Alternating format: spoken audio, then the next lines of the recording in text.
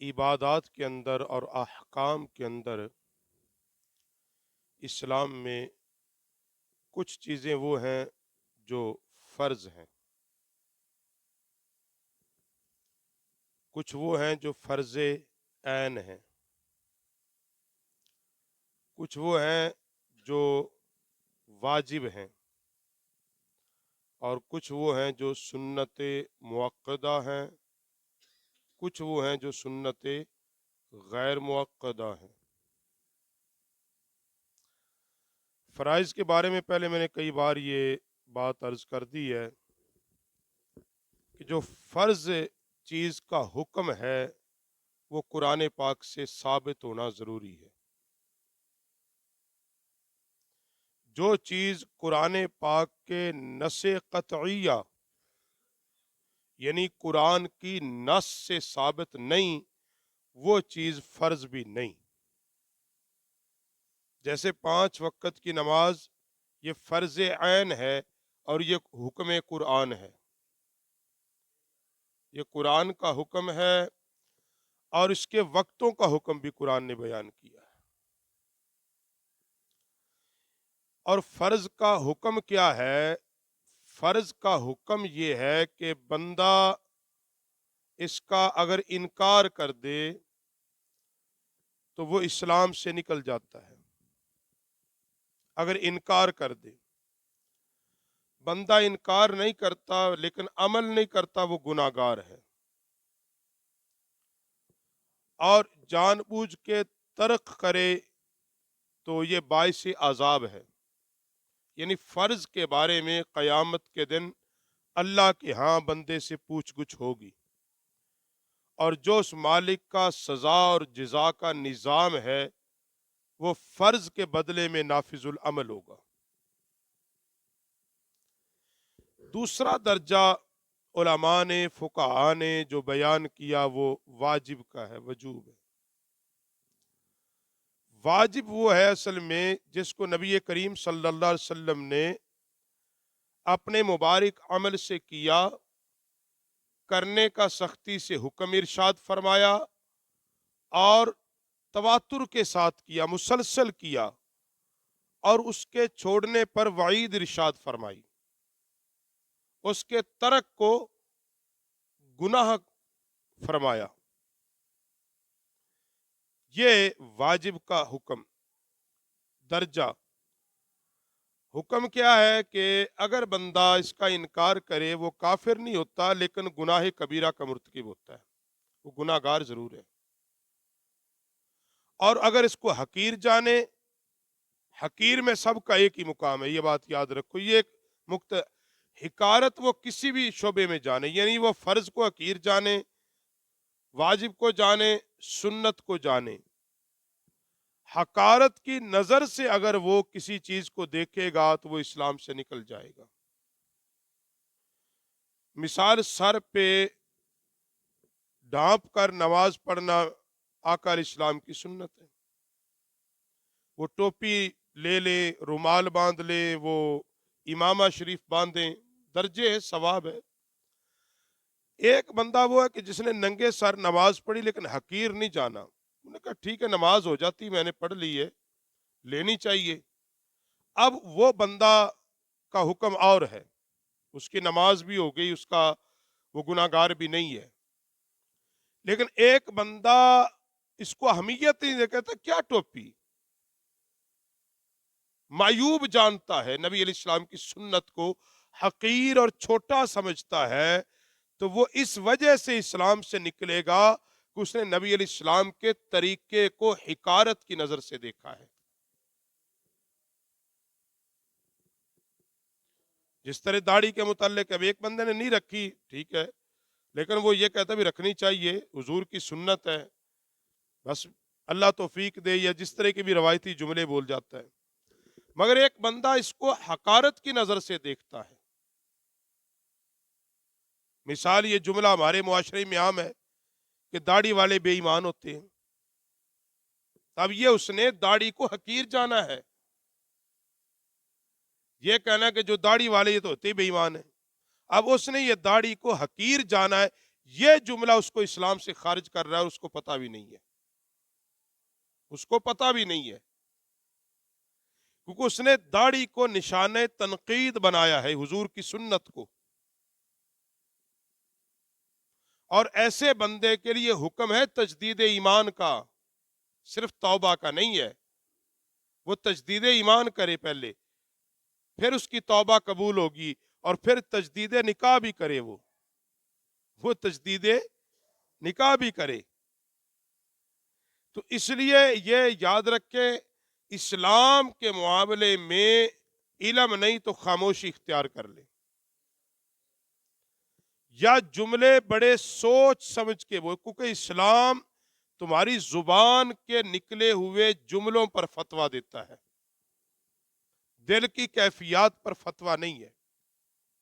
زبان سے جو جملے نکل جائیں گے، جی کمان سے نکلا تیر اور زبان سے نکلا حرف کبھی واپس نہیں لوٹتا،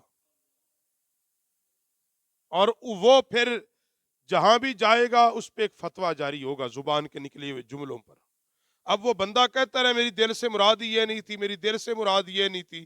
اگر اس طرح بے ہنگم چھوڑ دیا جائے ہر بندے کو، تو پھر تو ہر بندے شریعت کا مذاق اڑائے گا، سنت مطہرہ کا، نماز کا. جیسے آج کل سوشل میڈیا پہ نماز کی کس طرح بے حرمتی وہ کر رہے ہوتے ہیں، ویڈیو بنا کے، وہ جس کو وہ کہتے ہیں ٹک ٹاک بنا کے. اب ان کو اس بات کا اندازہ ہی نہیں کہ ہم کر کیا رہے ہیں. ہم نماز کا مذاق بنا رہے ہیں، یہ ہماری قبر و آخرت میں عذاب کا سبب بن رہا ہے.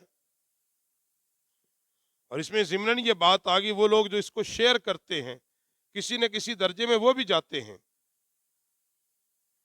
ایسی چیزوں کو جو شیئر کرتے ہیں، جو اللہ کے احکام کا مذاق اڑایا جاتا ہے، اور ان کو باقاعدہ پروموٹ کرنا، تسلی سے سننا، پھر آگے شیئر کرنا، پھر واٹس ایپ کی صورت میں بھیجنا، تو گناہ کا کوئی نہ کوئی درجہ ہے، یہ یاد کریں.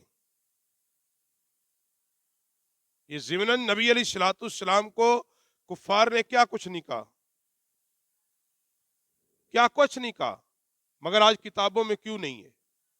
کیونکہ صحابہ نے ان باتوں کو لکھا ہی نہیں، پھر صحابہ نے ان کو بیان نہیں کیا.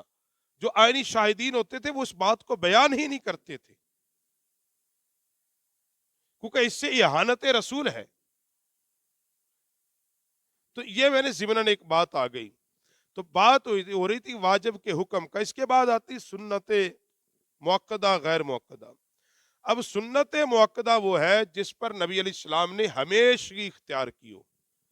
نبی علیہ السلام نے کبھی ترک نہیں کیا، ہمیشہ آقا علیہ السلام نے اس کو ادا فرمایا، اور آقا علیہ الصلوۃ والسلام نے ادا کرنے کا حکم بھی دیا.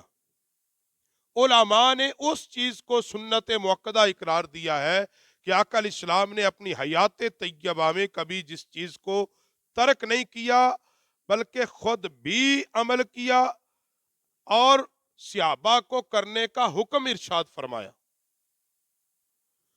اور اس کو سنت متواترہ بھی کہہ دیتے ہیں، سنت مؤکدہ، جیسے زور کی پہلی 4 سنتیں. اب ان کا حکم یہی ہے کہ یہ پڑھنی لازم ہے، چھوڑیں گے باعث عطاب ہے، گناہ ہے. بلا عذر شرعی چھوڑیں گے، مسافر کا حکم الگ ہے.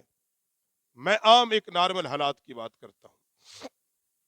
اور وہ حقیر کا میں نے مسئلہ پہلے بیان کر دیا، کوئی حقارت کی نظر سے یہ چیزیں چھوڑے تو اس کا تو پھر انجام ہی برا ہے.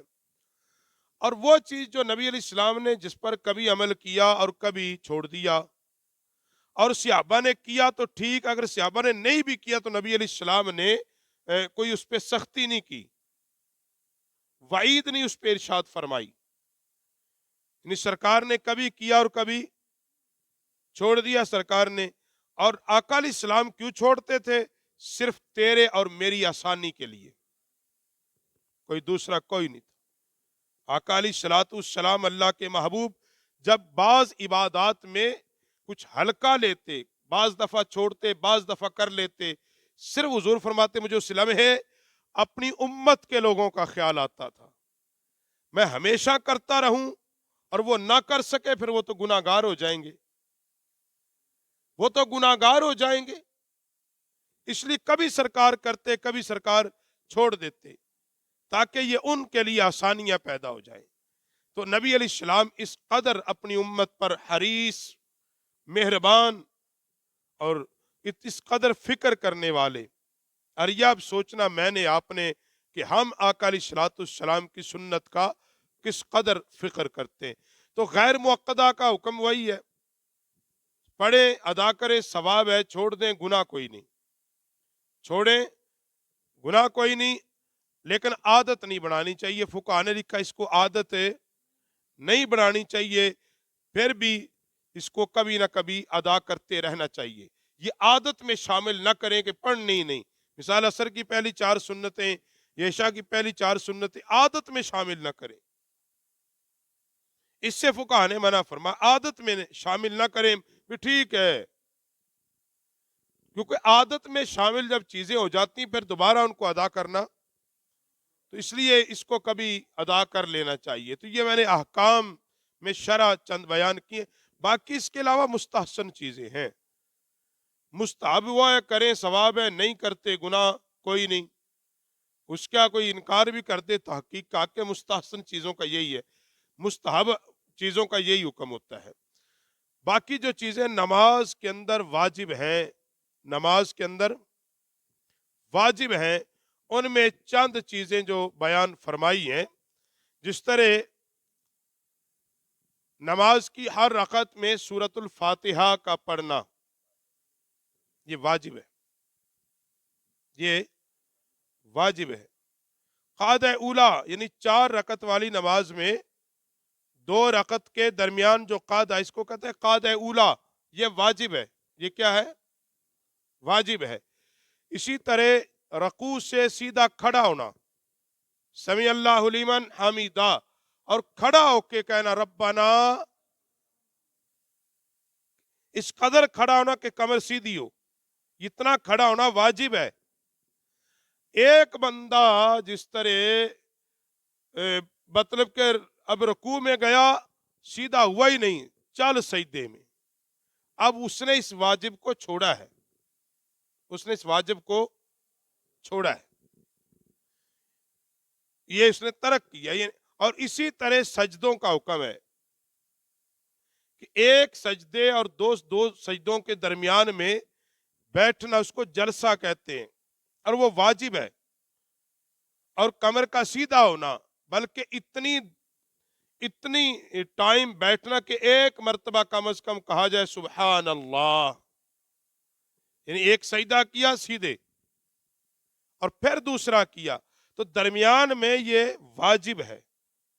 اب کوئی بندہ سجدے میں گیا، اور میں بعض دفعہ، اب تو کافی بہتری آ گئی، ایک وقت تھا کہ لوگ یعنی وہ ایک سجدہ کرتے اور زمین سے ہاتھ بھی نہیں اٹھاتے تھے، سیدھا دوسرا، یعنی وہ پہلا کیا ہاتھ نہیں اٹھانے، بس سر اٹھایا پھر دوسرا، تو اس طرح وہ سجدے 2 ادا نہیں ہوتے، وہ واجب اس نے چھوڑا ہے، اس نے وجوب کا ترک کیا ہے۔ تو کم از کم ایک چھوٹی سورت یا 3 چھوٹی آیات یا ایک بڑی آیت کا تلاوت کرنا سورۃ الفاتحہ کے بعد، یہ بھی واجب ہے۔ اب واجب کسی سے رہ جائے، نماز کا واجب کسی سے بھول گیا، وہ جان بوجھ کے چھوڑیں گے پھر تو نماز دہرانی پڑے گی، واجب الادا ہے، یہ پکی بات ہے۔ جان بوجھ کے کوئی واجب ترک کرے، جانتے بوجھتے اعادہ کرے، اب بھول گیا، غفلت ہوگی، سستی ہوگی، بھول گیا، اب بھول کا کیا ہے؟ وہی آخری قاعدے میں سجدہ سہو، وہ سجدہ سہو جو ہے، سہو کا معنی بھول ہوتا ہے، بھولی ہوئی چیزوں کا وہ جو سجدہ ہے وہ کفارہ ہو جائے گا، یعنی عبادت میں اس قدر آسانی، یعنی کہ اگر بھول گئے ہو واجب چیزیں، جو چیزیں اس نماز کے اندر واجب تھی وہ بھول گئے ہو، تو آخر میں سجدہ سہو دے لیں تو اس سے وہ کفارہ ہو جائے گا ان چیزوں کا جو وجوب تم نے چھوڑے ہیں۔